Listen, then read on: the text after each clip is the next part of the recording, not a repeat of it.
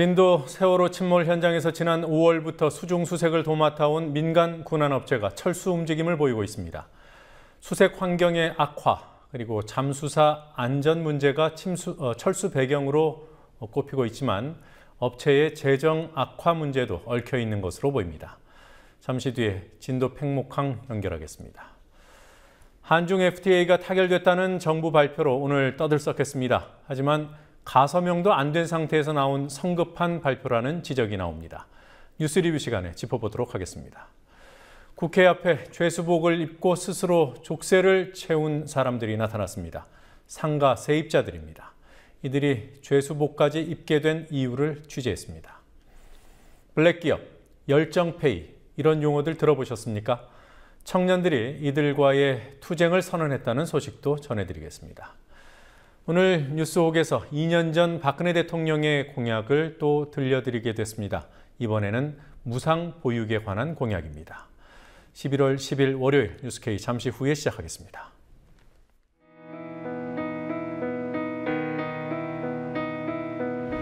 (1960년 4월 19일) 당시 언론은 빨갱이 데모라고 했습니다. 지금 우리는 혁명의 역사로 기억합니다. 1980년 5월 18일 당시 언론은 불순분자의 폭동이라 했습니다. 지금 우리는 독재에 항거한 정의의 역사로 기억합니다. 1987년 6월 10일 당시 언론은 대학생 가두 시위라 했습니다. 지금 우리는 민주주의를 쟁취한 감격의 역사로 기억합니다. 백 없고 돈 없는 노동자, 서민, 학생들이 스스로 타올라 역사를 만들었습니다. 현실은 다시 타오를 것을 요구하고 있습니다. 아니, 이미 타오르고 있습니다.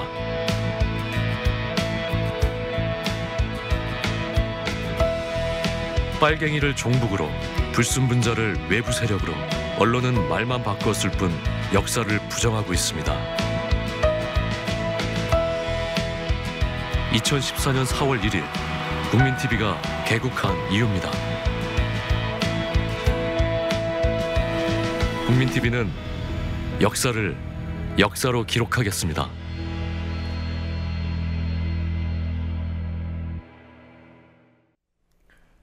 지난 5월부터 세월호 실종자 수색을 사실상 전담해온 민간 군안업체가 철수 입장을 굳힌 것으로 보입니다. 이 업체 관계자는 내일 철수하기로 내부 결정이 이루어진 것으로 안다고 밝혔습니다. 하지만 정부는 기상 악화에 따른 임시 피항이라고 설명했습니다. 완전 철수든 임시 철수든 내일 바지선이 빠지고 수색이 일단 중단될 것으로 보입니다. 진도 팽목항 연결해 보도록 하겠습니다. 윤희나 PD. 네, 윤희나입니다. 네, 지금 그곳 기상 사정은 어떻습니까? 네, 오늘은 물살이 가장 거센 대조기 마지막 날이었는데요. 현재 사고 해역은 오후 8시 기준으로 최대 파고는 0.7m, 풍속은 초속 4.8m로 비교적 잔잔한 상태입니다. 자, 88 수중 환경, 이 민간 군안업체가 일단 사고 해역에서 철수하겠다는 뜻을 밝혔다고 들었습니다. 이 88 수중 환경이 이번에 철수하면 수색 작업은 완전히 중단되는 겁니까? 네, 세월호 실종자 수색을 해온 민간업체 88 수중 환경은 오늘 수중 수색 작업을 마무리하고 내일 사고 해역에서 철수할 것으로 알려졌습니다. 이에 따라 실종자 수색 작업이 완전히 중단될 가능성이 높습니다. 88 수중 환경항 관계자는 내일 소속 잠수사들과 바지선이 철수하기로 내부 결정한 것으로 안다며 철수 입장을 확인했습니다. 하지만 범대본 측은 88 수중 환경 측으로부터 철수하겠다는 입장을 전달받은 적이 없다며 철수 여부가 결정된 것은 아니라는 입장입니다. 범대본은 88 수중이 철수한다는 보도가 나온 것과 관련해 88 수중 소속 잠수사 개인이 말한 것이 공식 입장처럼 와전됐다고 거듭 부인했습니다. 또 범대본은 내일 바지선이 철수할 것이라는 보도가 나오는 것에 대해 내일 바지선 보령호와 88호의 공후, 기상 악화로 인해 피항할 예정이라고 밝혔습니다. 하지만 바지선 보령호 관계자는 내일 완전 철수하는 것으로 현장에서 준비하고 있다며 보통 기상 악화로 바지선이 피항하면 목포항으로 가지만 내일은 부산으로 갈 예정이라고 말했습니다. 내일 88 수중환경 소속 민간 잠수사와 2대의 바지선이 철수할 경우 해경과 해군 잠수사들이 수중수색을 위해 보트를 타고 이동해야 되기 때문에 계속해서 수중수색을 이어나가긴 어려운 상황입니다. 네, 앞서 윤 PD가 전해준 대로 대조기이긴 합니다만 파고가 비교적 잔잔한 것으로 봐서 기상 악화에 따른 피항이라는 정부 발표는 다소 설득력이 떨어지는 것 같습니다. 자, 실종자 수색을 맡아온 민간업체 88 수중환경 이 업체의 철수 얘기는 이번이 처음이 아니죠. 계속해서 철수 얘기가 나오는 이유가 뭡니까? 88 수중환경은 선체 붕괴와 수론이 급락하는 등 수색 환경의 악화로 인해 철수하는 것으로 알려졌는데요. 실제 수중 수색에 투입된 한 잠수사는 국민TV와의 인터뷰에서 수색 환경이 좋지 않아 더 이상의 수색은 어려운 것이 현실이라며 잠수사들의 안전도 우려되는 상황이라고 말했습니다. 하지만 열악한 수중 수색 환경뿐만 아니라 회사의 재정적인 문제도 철수의 또 다른 원인으로 보입니다. 88 수중환경업체의 한 관계자는 업체가 정부에 요구한 청구 금액의 일부 금액만 지급받아 수색을 진행해왔고 10월달 금액은 아직 지급받지 못해 현재 회사 사정이 어려운 것으로 알고 있다고 말했습니다. 이에 대해 해양경찰 측은 순환구호 비용으로 88 수중이 청구한 금액의 30%가 나가고 있다며 10월 금액이 지불되지 않은 것에 대해 조직 개편 때문에 예산 부분이 확정이 안 돼서 지급이 늦어지고 있다고 말했습니다. 현재 88 수중은 해경이 산정한 지급 금액이 자신들이 청구한 금액과 차이가 있다며 법원에 이의 신청을 한 상태입니다. 자, 민간업체 철수 소식 때문에 유가족들이 진도 팽목항으로 새벽에 내려갔습니다. 입장을 혹시 오늘 내놨습니까? 아직 내놓지 않았습니다. 세월호 가족대책위가 정부의 실종자 수색을 지속해줄 것을 요구하기 위해 오늘 오전 진도 팽목항에 도착했지만 공식적인 입장은 아직 내놓지 않았습니다. 가족대책위 법률대리인 박주민 변호사는 당초 가족대책위가 기자회견을 준비하고 진도에 내려갔지만 실종자 가족들이 우선 이주영 해양수산부 장관과 이야기를 나눈 후에 입장을 밝히겠다고 해 기자회견을 미뤘다고 말했습니다. 실종자 가족들은 오늘 이주영 장관과의 면담을 요청했지만 이 장관이 국회 예산결산위원회에 참석하는 등의 일정으로 성사되지 못했습니다. 가족대책위는 당분간 진도에 남아 실종자 가족들과 향후 대책을 논의할 예정입니다. 실종자 가족 박형태 씨는 잠수사분에게 어려운 상황임에도 수중수색을 지속했으면 하는 마음이라며 현재 상황을 지켜보며 기다리는 중이라고 말했습니다. 지금까지 국민TV 뉴스 윤인아입니다. 무상보육 문제가 터지자 정부 여당 고위 인사들이 줄줄이 무상급식을 들고 나왔습니다. 무상보육 예산 없으면 무상급식 예산을 돌려 쓰라는 말을 합니다. 이 과정에서 무상급식은 의무가 아니라 재량 사업이니까 법적인 의무가 있는 무상보육부터 챙겨야 한다는 말도 합니다. 얼핏 들어보면 그럴싸하게 들리지만 치명적인 논리 흠결이 있습니다. 무상보육도 안 챙기는 이들이 할 말은 아닌 겁니다. 대선 공약 못 지킨 데 대한 사과를 해야 할 정부 여당이 자꾸 궤변을 만들어내는 형국입니다. 정치권 취재하고 있는 PD 연결해서 알아보죠. 곽보아 PD. 네, 곽보아입니다. 네, 교육복지 논쟁에 결국 청와대까지 개입을 했습니다. 안종범 청와대 경제수석이 누리과정은 법적인 의무다 이런 말을 했던데요. 누구의 의무라는 겁니까?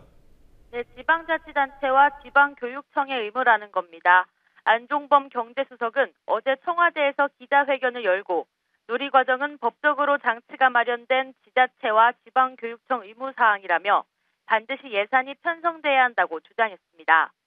그러면서 안 수석은 무상급식에 대해선 의무적인 예산 편성 필요가 없음에도 일부 지자체와 교육청이 과다하게 편성하고 집행했다고 주장했습니다. 새누리당은 오늘 안 수석의 말을 빼다 박은 듯 똑같은 주장을 했습니다. 오늘 아침 새누리당 최고위원회의에서 주호영 정책위의장의 말 들어보시겠습니다. 누리과정은 2012년에 여야 합의로 법령 개정을 통해서 추진된 법적 의무사항입니다. 유아교육법, 영유아교육법, 지방교육재정교부금법 등에 의해서 누리과정의 재정부담 근거는 지방교육재정교부금법으로 한다고 영유아보육법 시행령 23조에 명백히 규정이 되어 있습니다. 반면에 무상급식은 법적 근거가 없는 재량 사업으로 시행해 오고 있습니다. 그러면서 점점 네, 무상급식 예산 집행이 과다하다는 게 학생들 머릿수를 늘렸다는 건지 아니면은 비싼 밥을 먹였다는 건지 모르겠습니다. 안종범 수석이 무상보육은 대통령 공약인 만큼 적극적으로 추진하겠다 이런 말도 했던데요. 이건 어떤 취지로 한 말입니까? 네, 안 수석이 무상급식에 적극적으로 반대 입장을 나타낸 건 아닙니다. 하지만 안 수석이 어려운 지방 재정 현실을 언급하며 무상급식에 많은 재원을 쏟아붓고 누리사업에 재원을 투입하지 않는 건 안타까운 현실이라고 말한 것을 비춰볼 때 무상급식은 적어도 누리과정보다는 후순위라는 청와대의 입장을 전한 것으로 보입니다. 어려운 재정 상황을 부각하고 정책 우선순위를 강조한 건 새누리당도 마찬가지였습니다. 오전 최고위원회의에서 이왕구 새누리당 원내대표는 국가재정, 경제 상황, 복지 현실 등에 대한 고민을 바탕으로 우선순위 선정과 집행이 이뤄져야 한다고 말했고 주호영 정책위의장도 전체적인 예산 집행의 우선순위나 사용 방법을 다시 점검해봐야 한다고 말했습니다. 이에 대해 새정치민주연합에서는 문제의 근본은 재원 조달에 있다며 증세와 부자 감세 철회를 주장하기도 했습니다. 문희상 비대위원장의 말 들어보시겠습니다. 이 문제의 근본은 재원 조달에 있는 것이지 어느 한쪽을 포기해야 할 문제가 아니라고 생각합니다. 이번 정기국회에서 예산 심의가 완료되기 이전에 관련 급식과 보육 두 예산 모두 적정 수준까지 반영될 수 있도록 여야가 부자 감세 철회 등 증세에 합의해야 된다고 생각합니다. 그 합의가 어렵다면 지난 10월 말일 대표연설에서 제안했던 증세를 위한 사회적 대타협기구를 만들어야 한다고 생각합니다. 최경환 부총리의 발언도 논란을 키우고 있습니다. 국회에서 법을 고쳐라. 이건 무슨 뜻입니까? 네, 최경환 부총리가 법이 정한 의무사항인 누리과정 예산을 무상급식보다 먼저 편성해야 한다고 주장하는 과정에서 나온 말입니다.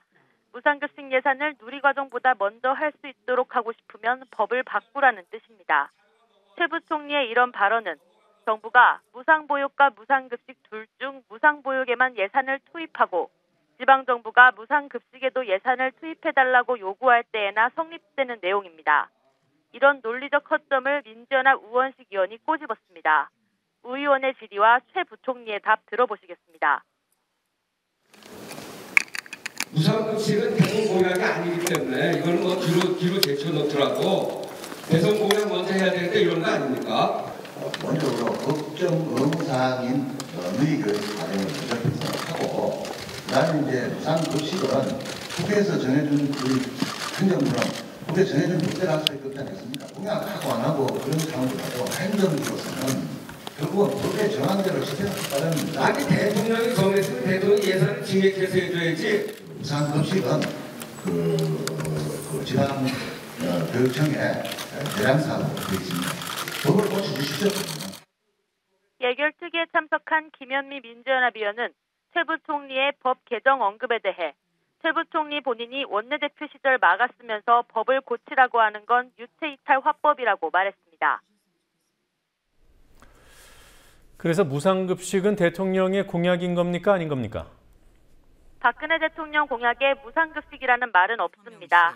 하지만 무상급식을 내건 야당이 2010년 총선에서 승리했고 2011년 오세훈 전 서울시장이 직을 걸고 무상급식 주민투표를 했다가 사퇴한 후 박원순 서울시장이 당선되는 등 대선 이전에 무상급식에 대한 사회적 합의가 이미 있었다는 게 야권의 주장입니다. 게다가 박 대통령이 대선 때 무상복지 확대를 공약했다는 점에서 공약을 한 것이나 마찬가지라는 의견도 제기됩니다. 최경환 부총리가 정부 재정 적자를 국회 탓으로 돌리는 듯한 발언도 했다고 들었습니다. 어떤 과정에서 나온 말입니까? 네, 예결특위에서 김현미 민주연합 의원이 박근혜 정부가 끝나면 정부 채무가 700조 원에 이를 것이란 통계가 있다며 정부의 해결책을 촉구하자 최 부총리는 자꾸 그렇게 말만 하지 말고 경제활성화법 통과를 도와줘야 한다고 말했습니다. 또 국가 재정 건전성과 관련해 법을 발의할 때 재원 조달 방법도 같이 제시해야 한다는 페이고 법을 제정해야 한다는 이정현 새누리당 의원의 말에 최 부총리는 또 같은 말을 했다가 역공을 당하기도 했습니다. 지방자치단체에서 요구하는 여러 가지 부분들에 대해서도 비슷한 그런 어떤 통계 장치가 더 필요하지 않겠습니까? 자꾸 건전성 훼손을 하신다고 자꾸 나무래기만 아니라 그럼 법을 좀 만들어주시고 그걸 좀 해주시면서 나머지 해야 되지. 법은 안 만들어주시고 계속해서 그럼 어떻게 해야 하는 겁니까? 박종대 원내대표 하실 때도 하시지 그랬습니다. 그때 하려고 노력했죠. 근데 선진화법에 묶여서 꼼짝달 선도 못했습니다. 최 부총리의 이 같은 태도에 강창일 민주연합위원은 의사진행 발언을 통해 정부가 경제 활성화를 못할 것 같으니 국회에 책임 전가를 하고 있는 것으로 보인다며 주의해 줄 것을 당부했습니다. 민주연합이 전당대회 준비위원회 구성을 마쳤더군요. 지역위원장 인선도 대부분 끝났고요. 이제 본격적인 전당대회 경쟁이 시작된다, 이렇게 봐도 되는 겁니까?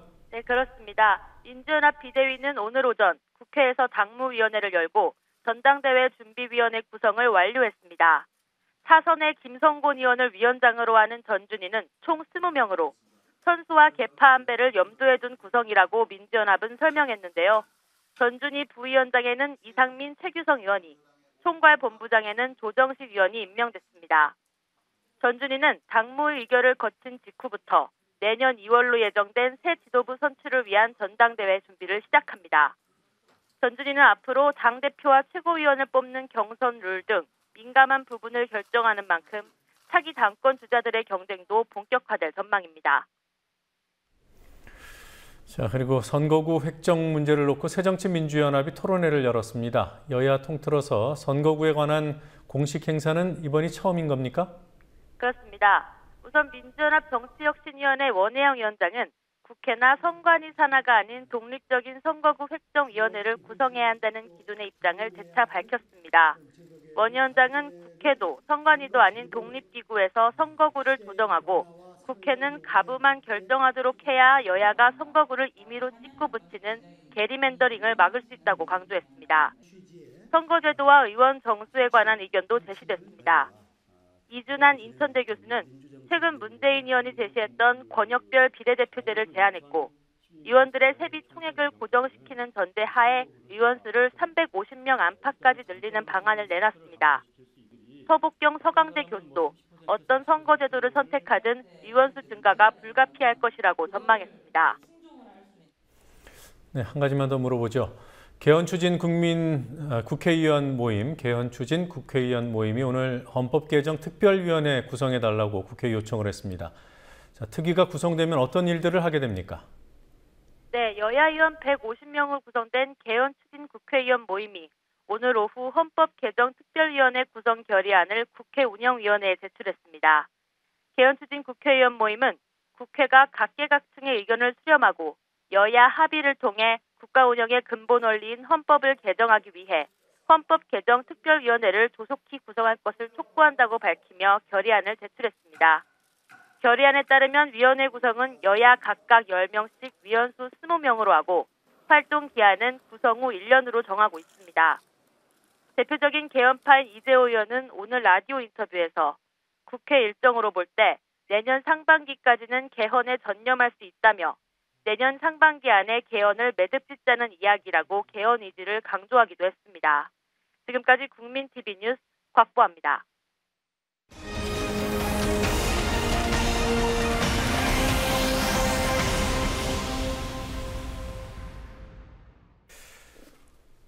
(2009년) 발생한 용산 참사는 권리금을 보상받지 못한 세입자들과 재개발 조합 사이의 갈등에서 비롯됐습니다.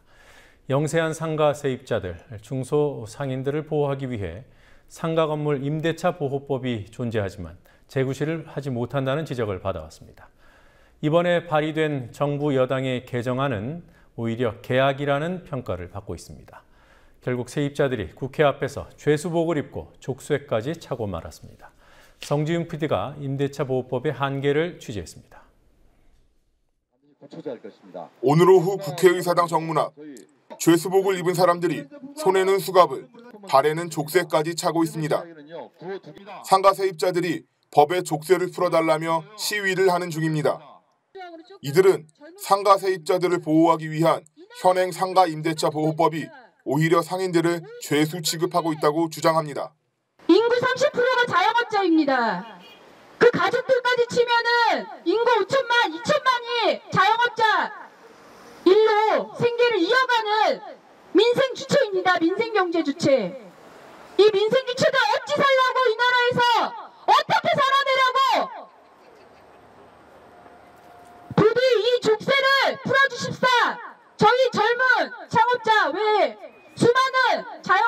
소리 외칩니다. 상가 임대차 보호법은 영세 세입자인 상인들을 보호하기 위해 지난 2002년에 만들어졌습니다.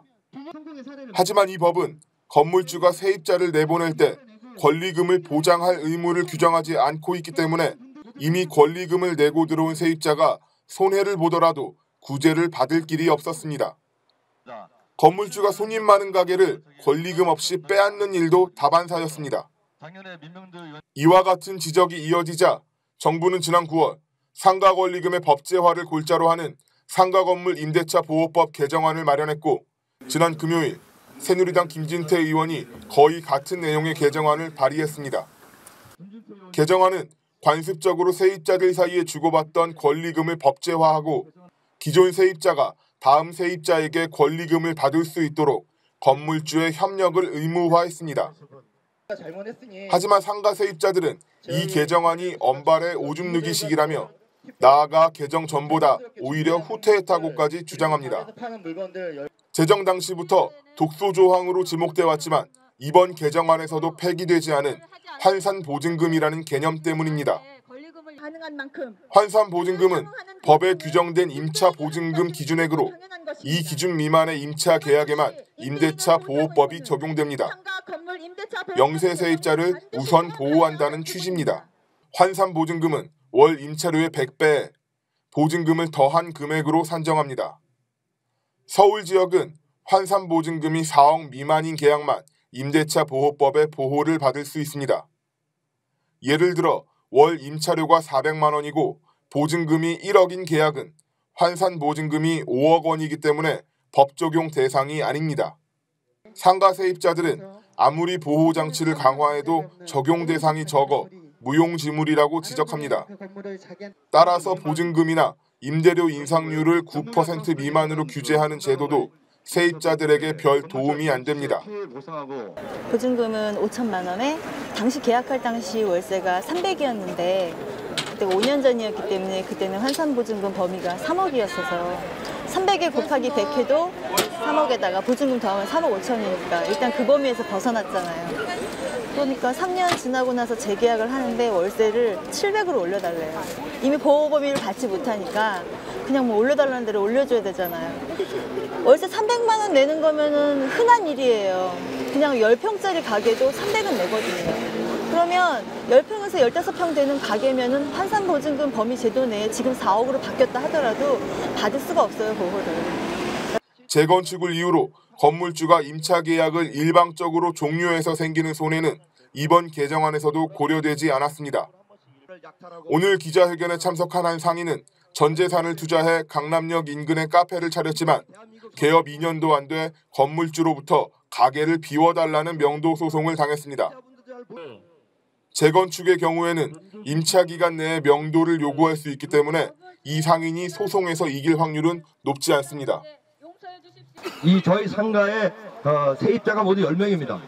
세입자가 10명인데 그중에 9명이 3년 미만입니다. 그리고 6개가 2년 미만입니다.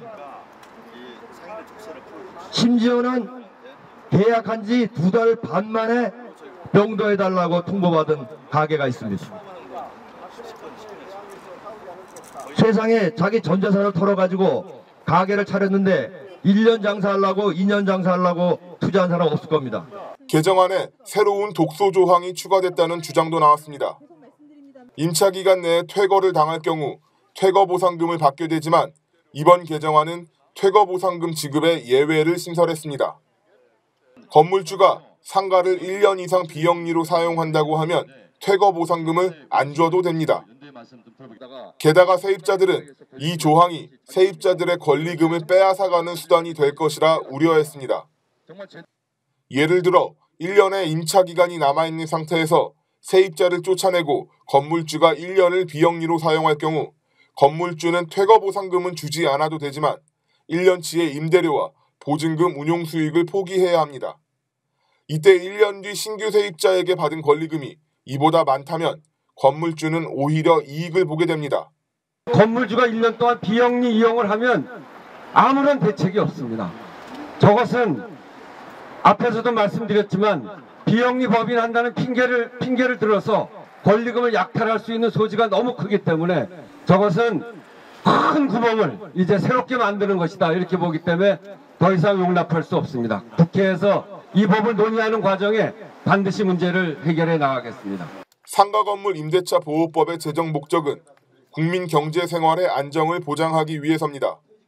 상인들은 제대로 된 임대차 보호법 개정안이 국회를 통과할 때까지 투쟁을 계속하겠다는 계획을 밝혔습니다. 국민TV 뉴스 성지훈입니다. 블랙기업, 열정페이 등 아직은 생소한 용어들이 있습니다. 블랙기업은 청년 노동자들을 착취하는 기업을 말하고 열정페이는 열정만 강요하거나 정규직 등의 희망을 내걸어서 저임금 감수를 사실상 강요하는 행태를 가리킵니다. 용어는 생소하지만 우리 주변 곳곳에 존재하는 엄연한 현실입니다. 심지어 이런 것들이 청년 노동자들을 죽음으로 내몰기까지 합니다. 청년들이 블랙기업, 열정페이와의 투쟁을 선포했습니다. 강신의 PD가 보도합니다. 어제 오후 서울 광화문 세종문화회관 앞 검은 폭탄 모양의 종이가 몸 곳곳에 붙어있는 청년 4명이 의자에 앉아 있었습니다. 폭탄 모양의 종이엔 수당 없는 야근, 정규직 희망 고문, 일회용품이라는 글귀가 적혀 있습니다. 이른바 블랙기업으로부터 노동을 착취당하는 청년들의 모습을 나타낸 퍼포먼스입니다. 블랙기업은 일본의 청년 노동운동단체 포쉐가 만든 개념으로 청년 노동자들에게 법에 어긋나는 조건에 비합리적인 노동을 강요하는 기업을 말합니다. 예를 들어 경력을 쌓는 셈치고 저임금을 감수하라는 등의 이른바 열정노동, 열정페이를 요구하는 기업이라 할 수 있습니다. 퍼포먼스를 주도한 청년노조, 청년유니온은 청년의 삶을 파괴하는 블랙기업과의 싸움을 시작한다고 밝혔습니다. 열정노동에 시달리던 청년들이 자살한 사건이 직접적인 계기가 됐습니다. 지난 9월 한 경제단체에서 계약직으로 일하던 20대 권모 씨는 정규직 전환을 빌미로 초과 근무, 휴일 근무를 해야 했고 심지어 사내에서 성추행을 당하기도 했습니다. 권 씨는 정규 직원이 되기는커녕 오히려 해고 통보를 받자 스스로 목숨을 끊었습니다.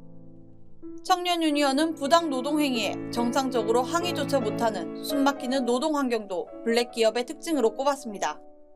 대기업 통신사의 고객센터에서 일하던 30세 이모 씨는 직원들을 실적의 노예처럼 부려온 회사의 행포를 노동청에 알려달라는 유서를 남기고 지난 10월 스스로 목숨을 끊었습니다.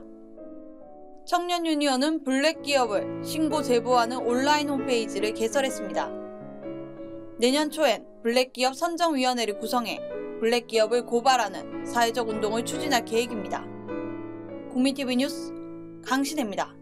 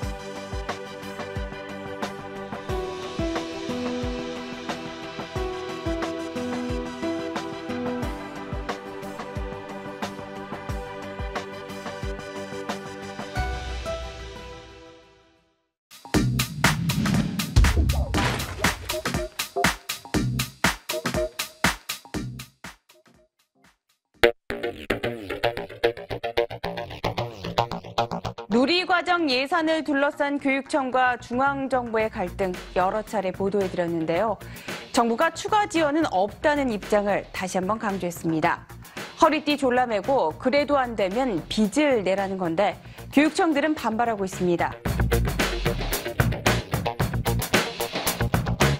전국 시도교육감들은 누리과정은 국책 사업인 만큼 교육부에서 책임져야 한다고 주장했습니다.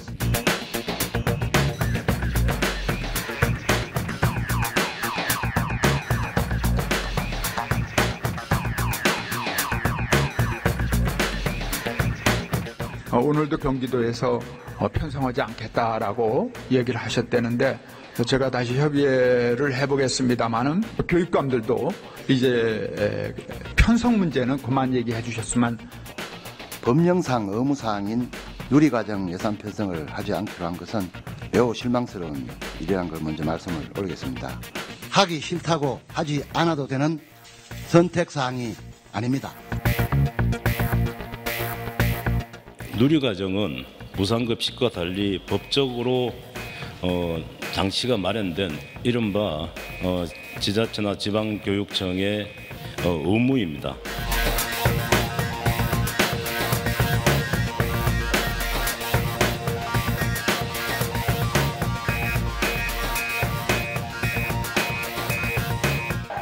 자녀를 가지는 것이 걱정이 아니라 축복이 될 수 있도록 국가 책임 보육 체제를 확실하게 세우겠습니다.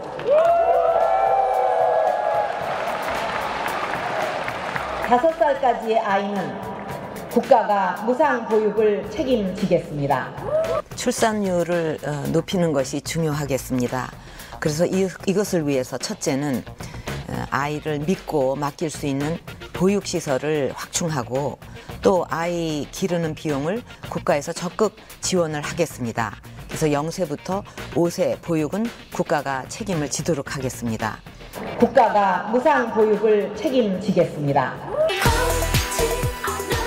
국가에서 적극 지원을 하겠습니다. 국가가 책임을 지도록 하겠습니다.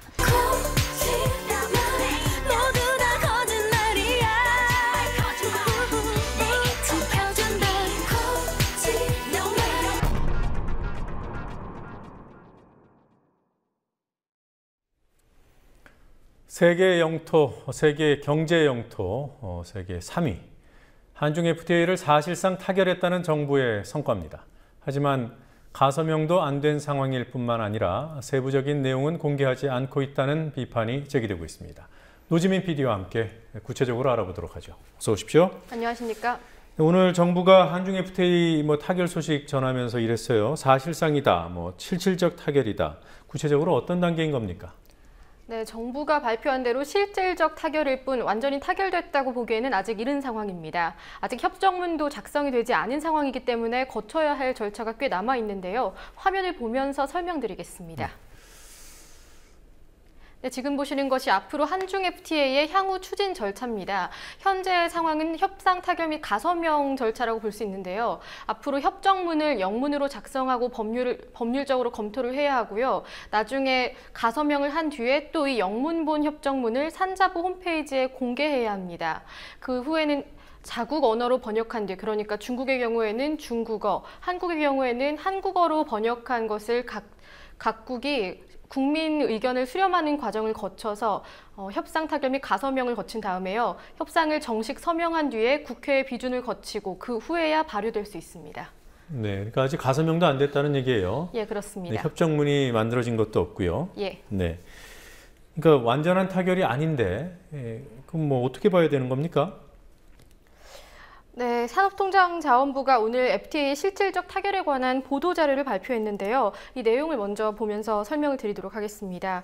양호재배 품목이 많은 농축수산물 그리고 수혜업종인 통신서비스, 교역 품목이 적은 산림 분야 설명만 충실했습니다. 이에 대해서 야권은 세부적인 협상 내용이 없다고 지적하면서 대통령의 성과를 위한 발표가 아니냐는 의문을 제기했습니다. 정의당 김재남 원내대변인은 실질적이라는 수식어를 붙인 이유가 제대로 타결하지 못했다 는 것은 아닌지 의구심이 든다고 비판했는데요. 법적 의미가 없는 합의 의사록에 서명하는 화면을 연출했다면서 악마는 디테일에 숨어 있다 이렇게 꼬집었습니다. 또 민주연합은 타결이라는 말이 무색할 만큼 갈 길이 먼 것 아닌지 의구심을 갖게 한다. 한중 FTA가 대통령의 외교 성과를 빛내기 위한 세리머니로 전락한 것이 아닌지 우려스럽다고 말했습니다. 네. 이번 발표가 다른 사례에 비춰봐서도 성급하다 이렇게 평가를 내릴 만한 겁니까? 최근 타결된 FTA 사례에 비해서 발표나 보도 시점이 상대적으로 빠른 편입니다. 예를 들어서 한호주 FTA는 가서명, 한 캐나다 FTA의 경우에는 정식 서명 절차 이후에 타결 선언이 있었습니다. 따라서 이번 발표를 두고 필요에 의한 발표가 아니냐는 추측이 제기되고 있습니다. 네. 자, 이 양호 제외 품목이 많다고 하지만 이 농어민들 우려가 크겠습니다. 어떤 부분들을 짚어볼 수 있을까요? 네, 우선 쌀이 제외됐다고는 하지만 자급률이 상대적으로 낮은 곡물류의 관세는 차차 철폐되거나 대폭 낮아질 전망입니다. 또한 국내 점유율이 이미 30%를 차지하고 있는 중국산 김치에 대해서도 관세가 낮아집니다. 최대 교역국인 중국과의 FTA인 만큼 우려가 큰 상황인데요. FTA 소식을 전해들은 농민들은 경남 창원과 전북 익산, 강원도 등 전국 각지에서 반대 농성을 벌였습니다. 또 시민단체로 구성된 TPP FTA 대응 범국민대책위원회는 오늘 서울 중구 프란치스코 회관에서 기자회견을 열고 농업과 중소기업 파탄을 초래하는 한중 FTA를 중단해야 한다고 촉구했습니다. 네. 뭐 구체적인 내용을 살펴볼 단계도 아닌 것 같아서 이 정도로 하고 넘어가도록 하겠습니다. 예. 자, 자영업자 대출이 매년 큰 폭으로 늘고 있다고 합니다. 어느 정도입니까? 네, 금융권에서 발표한 자료들을 분석한 결과 자영업자 대출은 매년 10조씩 증가한 것으로 나타났습니다. 증가세가 이어지면서 올해 10월엔 4년 만에 대출 규모가 최대치를 기록했습니다. 지금 보시는 화면은 국내 5개 은행의 2010년 이후 중소기업과 자영업자의 대출 잔액입니다. 중소기업 대출이 2010년 157조까지 상승했다가 등락을 반복하면서 140조 원대에 머물러 있는데요. 반면에 자영업자 대출은 계속해서 큰 폭으로 증가해 왔습니다. 2010년에는 94조 원대였는데 매년 10조 원씩 늘더니 올해 처음으로 133조 원을 넘어섰습니다. 자영업자, 즉 개인 사업자 대출은 중소기업 대출에 포함되는데요. 또 이 중소기업 대출액 중에서 자영업자 대출이 차지하는 비중은 보시다시피 2012년에 60% 수준까지 올랐다가 현재는 90%대까지 치솟았다는 것이 금융권의 발표입니다. 그러니까 조금 전에 본 그 데이터에서 중소기업 대출 안에 예. 그 자영업자 대출이 포함되어 있다는 얘기예요? 예, 그렇습니다. 중소기업 대출 증가는 상대적으로 미미한 반면에 자영업자 대출은 큰 폭으로 오르면서 그 안에서 차지하는 비중이 상당히 커진 상황입니다. 네. 자, 이렇게 돈은 많이 꾸어가는데 뭐 사업이 잘 되면 그나마 다행이겠습니다만 실패할 확률이 더 높은 것이 사실 아닙니까? 네, 그렇습니다. 자영업자 10명 중 7명은 5년 안에 사업에 실패하고 있는 것으로 나타났습니다. 이것도 화면을 보면서 설명드리도록 하겠습니다. 네. 네, 지금 보시는 것은 창업 이후 기간에 따른 자영업자의 생존율 변화입니다. 보시는 것처럼 1년 후까지는 83.8%, 그래도 상대적으로 많은 자영업자들이 생존하는 것으로 나타났지만 3년 후에는 절반 수준인 40.5%까지 뚝 떨어지고 5년 뒤에는 29.6%, 그러니까 30%에도 미치지 못하는 생존율이 나타나는 것으로 밝혀졌습니다. 네, 이 자영업자 생존율이라는 이 제목에 조금 오해가 있을 수 있습니다. 그러니까 그 자영업이 살아남느냐의 여부고요. 예. 그 업을 영위하는 분들의 생존과는 무관한 비율입니다. 네. 그러니까 5년이 지나면은 10명 중 3명 빼고는 다 문을 닫는다 이런 얘기군요. 예, 그렇습니다. 네. 자, 그리고요. 오늘 광복회관 점거 농성 사건이 있었습니다. 독립유공자와 유족들로 구성된 광복회관을 점거했다. 이건 무슨 일입니까? 네, 현 광복회관을 상업건물로 재건축하는 사안을 두고 광복회 박유철 회장과 회원들이 점거 농성까지 하게 됐습니다. 오늘 2시경 광복회 원로와 회원 30여 명은 박유철 회장과 집행부를 규탄하는 기자회견을 열고 회관 점거 농성에 돌입했습니다.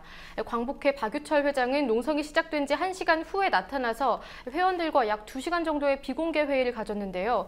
회원들은 일단 농성을 풀고 귀가했습니다. 하지만 당시 상황에서는 상당히 고성이 오가는 등 갈등이 컸는데요. 화면으로 잠시 확인해 보겠습니다. 회원들이 반대를 하면 절대 할 수가 없다. 네? 그런 얘기를 하고 이거는 회원 전체의 재산이니까 회원들이 의사를 받고 광복회관을 해야지 그냥 이렇게 강요하면 안 된다. 절대 반대니까 그거를 해서 회원들 의견 수렴을 해가지고 해라. 그런 얘기를 했어요. 네, 이렇게 광복회관 재건축 문제가 논란이 되는 이유를 좀 정리해 봐야겠습니다. 네, 지난 1월 광복회 박유철 회장 그리고 집행부는 친일재산귀속법에 의해서 국고로 환원된 450억 원을 투입해서 지하 4층, 지상 9층에 임대 건물을 짓겠다고 발표했습니다. 그런데 대다수 유공자와 유족들로 구성된 광복회 측 회원들과는 논의되지 않았던 건데요. 유공자와 유족들은 이 450억 원을 생활안정금 등으로 지원하라는 입장이었습니다. 박 회장은 동의를 구하지 않고 이사회만 거쳐서 재건축을 강행했기 때문에 내부 갈등이 불러진 겁니다. 회원들의 반발이 거세지면서 박 회장은 임대 수입으로 독립유공자 유족들을 도울 것이라는 주장을 펼치고 있습니다. 네, 뉴스K에서 일전에 보도를 한 적이 있습니다. 한 번 예. 더 짚어보죠. 재건축되는 광복회관, 이게 국가보훈처가 일부 소유권을 갖게 되는 그런 문제도 있더군요. 예, 그렇습니다. 지난 4월 보훈처는 광복회관 건물 신축은 기금으로 진행되기 때문에 법적 등기를 보훈처로 낼 수밖에 없다고 밝혔습니다. 이 때문에 광복회 회원들이 이 재건축에 더 반발하고 있는 상황입니다. 광복회 회원들은 광복회관이 광복회 단독 명의로 돼야 한다고 주장하면서 현 공동등기로 재건축을 할 경우에는 임대 수익료 역시 광복회 운영비도 되지 않을 것이다, 이렇게 비판하고 있습니다. 네. 자, 그리고 법원 판결 하나 보죠. 예. 기간제 노동자에 대한 2년이 지나서 하는 해고는 무효다, 이런 판결이 나왔습니다. 네, 그렇습니다. 서울고법은 정당한 사유 없이 계약기간 2년이 만료됐다는 이유만으로 노동자를 해고하는 건 부당하다고 결정했습니다. 지난 2010년 장모 씨는 모 비영리재단에서 2년간 근로계약을 맺고 일해왔는데요. 2012년 9월 계약기간이 종료되자마자 해고 통보를 받았습니다. 이후 장 씨는 재단 측의 이런 통보가 부당하다면서 중앙노동위원회에 구제 신청을 했고요. 중노위는 부당해고라고 판정을 했습니다. 하지만 재단 측은 이 중노위의 판정을 취소해달라는 소송을 냈고 1심에서는 승소했는데요. 하지만 오늘 서울고법은 1심 판결을 뒤집고 장 씨의 해고가 부당하다는 결정을 내린 겁니다. 자, 그리고 법원이 이런 판결을 내린 근거가 뭡니까? 재판부는 판결을 내리면서 기간제법의 입법 취지는 기간제 계약이 남용을 방지해서 근로자의 지위를 보장하려는 데 있다고 사유를 밝혔습니다. 또 장 씨가 정규직과 동일한 업무를 한 점, 선임자 3명이 정규직으로 전환된 점을 고려하면 장 씨 역시 정규직 전환을 기대할 권리가 있다면서 기대권을 인정한 겁니다. 고법 판결이 나자 정의당은 브리핑을 통해서 이를 환영했는데요. 오늘 판결이 비정규직 문제를 해결하는 이정표가 되어서 정부가 추진하는 비정규직 계약 기간 늘리기를 중단시키길 바란다, 이렇게 말했습니다. 네. 자, 어제 발생한 구룡마을 화재 사건, 그 원인이 밝혀졌습니까? 네, 아직까지는 밝혀지지 않았습니다. 경찰과 소방당국은 현재 목격자의 진술 등을 토대로 방화를 포함한 정확한 화재 원인을 조사하고 있습니다. 어제 오후 1시 50분쯤 고물상에서 발생한 것으로 추정되는 화재는 1시간 40분 만에 진압됐고요. 이로 인해서 1807세대 중에서 16개 동 63세대가 불에 타서 71살 주민 주모 씨가 사망하고 136명은 개포중학교 내 대피소와 마을자치회관에 대피해 있는 상황입니다. 네. 화재가 이번이 처음은 아니죠? 네, 올해로만 12번째입니다. 구룡마을 주민자치회는 지난 5월부터 강남구청에 화재 대책 수립을 요청했지만 구청 측은 도시개발 사업에 동의할 것만을 요구했다고 밝혔습니다. 주민들은 몇 년 전에 설치돼 있었던 소방기기마저 다 철거됐다면서 어차피 허물 곳이라는 생각에 안전대책이 등한시되고 있다고 호소하고 있습니다. 지난 2012년 8월 도시개발구역으로 지정됐던 구룡마을은 개발 방식을 둘러싼 서울시와 강남 구간의 갈등이 길어지다가 결국 지정에서 해제됐습니다. 네. 자, MBC에서 일베 이미지를 사용해서 논란이 있었던 적이 있는데요. KBS도 비슷한 사례가 있었습니다. 네, 지난 9일, 그러니까 어젯밤 KBS 개그 콘서트의 레리비 코너에서 엘사와 개그맨 이동윤 씨를 합성한 사진이 등장했는데요. 여기 엘사의 어깨 위에 배충이, 그러니까 일베의 마스코트 캐릭터가 포함돼 있어서 논란이 되고 있습니다. 이 배충이는 각종 집회 등에서 일베의 상징물로 사용되고 있습니다. 지난 5월에는 연대 축제에 출연했다가 학생회로부터 추방당하는 일도 있었는데요. 개콘 측은 해명문을 밝혔습니다. 제작진과 출연진이 소품을 준비하는 과정에서 생긴 실수였다. 어떤 특정한 의도는 전혀 없었다는 입장인데요. 하지만 누리꾼들은 이에 대해서 합성 사진인데도 불구하고 이것을 알지 못했다는 점이 좀 의문스럽다, 이런 주장을 하는 경우도 있습니다. 네. 알겠습니다. 여기까지 보도록 하죠. 수고했습니다.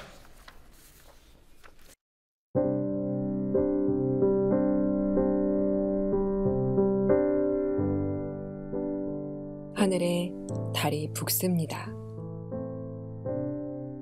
누구나 한 생애를 살지만 누구에게는 그 여정이 힘겹습니다. 아기들 돌보고 학생들 밥 먹이는 일을 두고 논란하는 사회에서 우리들의 삶은 더 고단해집니다. 먼 길 가는 새들의 대우에도 날갯짓이 힘든 새가 보입니다. 함께 못 가면 죽음에 가까이 가게 되겠지요.